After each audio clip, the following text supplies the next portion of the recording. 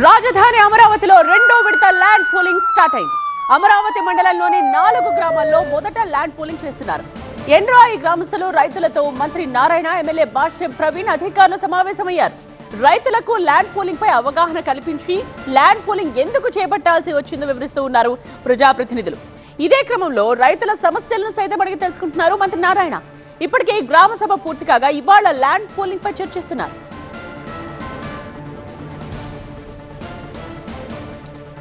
Senior correspondent Nagaraju సిద్ధంగా ఉన్నారు live లో దీనికి సంబంధించిన మరిన్ని డీటెయిల్స్ తో. సో ల్యాండ్ పూలింగ్ ఎలా జరుగుతోంది ఈసారి, అంటే లాస్ట్ టైం జరిగిన మిస్టేక్స్ రిపీట్ కాకుండా ఎంత జాగ్రత్తగా వ్యవహరిస్తోంది ప్రభుత్వం?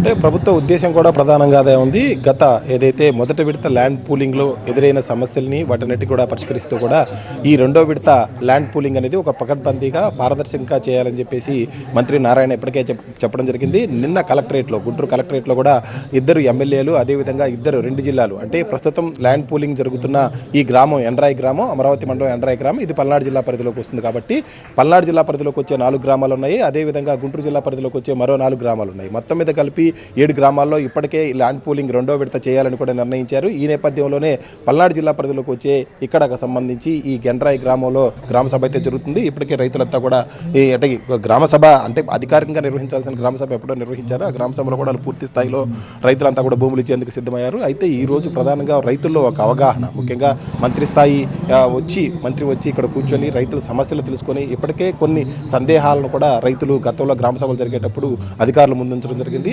ఆ సందేహాలన్నింటినీ కూడా పరిష్కారం చూపుతూ ఎమ్మెల్యే భాష్యం ప్రవీణ్ కూడా అదేవిధంగా మంత్రి నారాయణ దృష్టికి తీసుకువెళ్లారు. ఇవన్నీ కూడా సీఎం దృష్టిలో కూడా పెట్టారు. సీఎం కూడా చాలా ముందుగానే ఏదైతే రైతులకి అవగాహన కల్పించి, రైతుల దగ్గర నుంచి అదనపు భూమి ఎందుకు తీసుకుంటున్నామో వాళ్ళకి అవగాహన కల్పించి, వాళ్ళను ఒప్పించి, వాళ్ళకి చెప్పిన తర్వాత మాత్రమే ల్యాండ్ పూలింగ్కి వెళ్ళాలని చెప్పిన నేపథ్యంలో ఈరోజు ప్రస్తుతం మనం జరుగుతున్న ఇక్కడ ఏదైతే ఒక సమావేశం జరుగుతుందో సమావేశం చూస్తూ ఉన్నాం.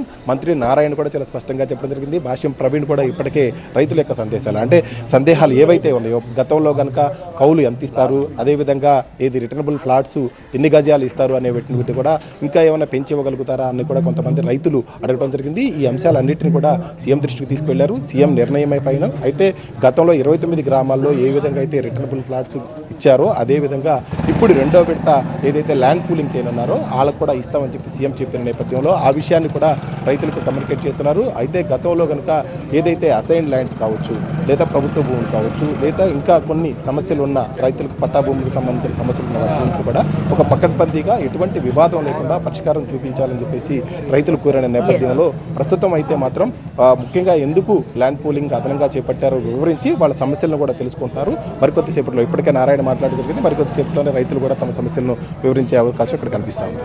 రైట్ నాగరాజ్.